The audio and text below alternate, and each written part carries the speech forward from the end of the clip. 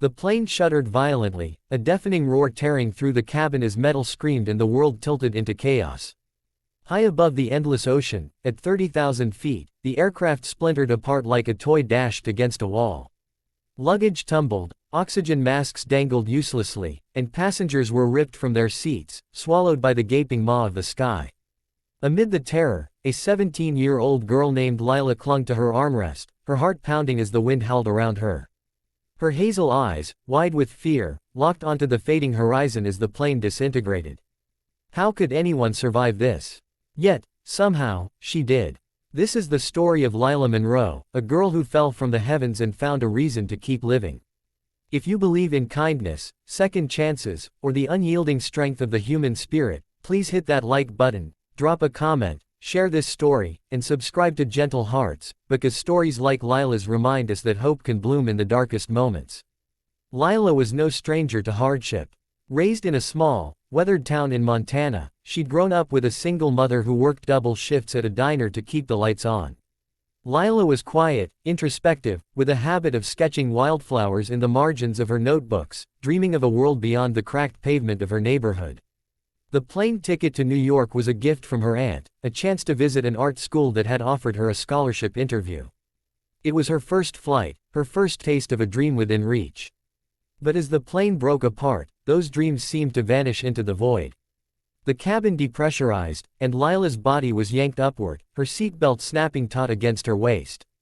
She gripped the armrest, her knuckles white, as the freezing air clawed at her skin. Her mother's face flashed in her mind, her tired smile, the way she'd hugged Lila at the airport, whispering, "You're going to shine, baby." The thought of never seeing her again burned worse than the cold.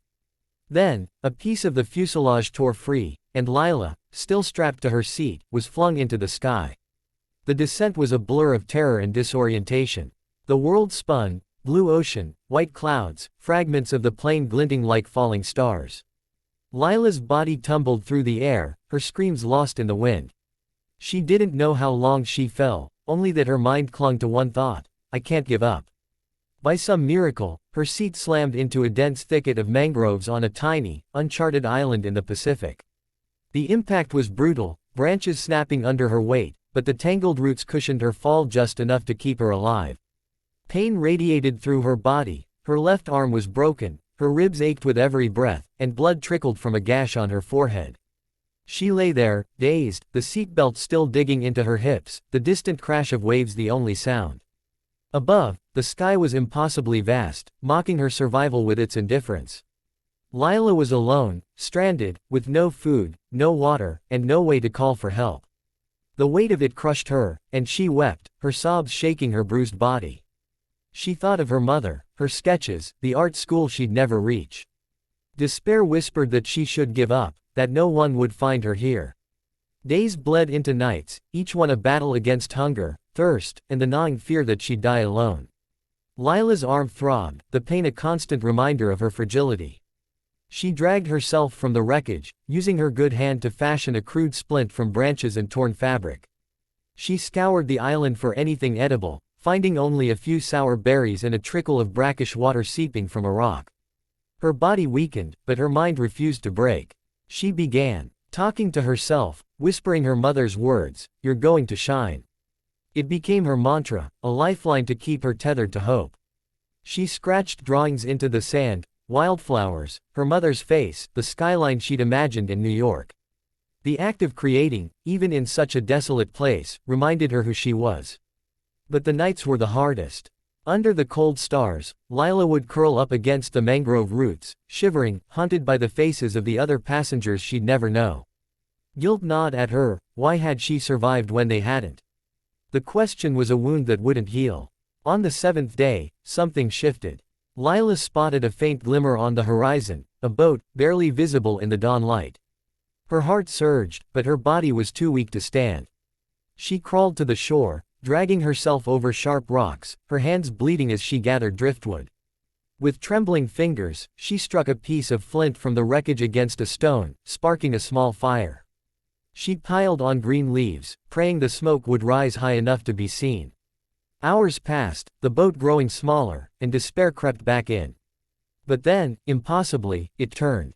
The boat grew larger, its engine humming closer. Lila's vision blurred with tears as she waved her good arm, her voice hoarse from screaming. The fishermen who found her were stunned, a frail girl, barely alive, on an island no one knew existed. They wrapped her in a blanket, gave her water, and radioed for help. As the boat carried her back to the world, Lila looked at the sky, no longer a void but a canvas of possibility. She'd survived not just the fall, but the days that followed, because something inside her refused to let go.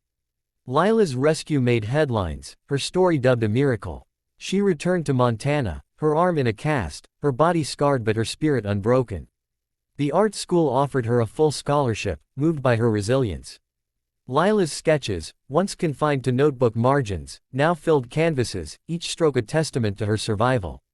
She painted wildflowers blooming through cracks in stone, a reflection of her own heart.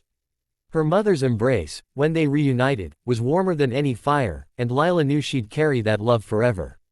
Her story wasn't just about surviving a plane crash, it was about finding light in the darkest places, about choosing to create when all seemed lost. If Lila's journey touched your heart, if it made you believe in the power of hope, please like this video, share it with someone who needs it, and leave a comment below telling us what keeps you going in tough times. Subscribe to Gentle Hearts for more stories that lift the soul. And before we go, a special request: drop a comment with one word that describes how this story made you feel. Let's fill the comments with hope.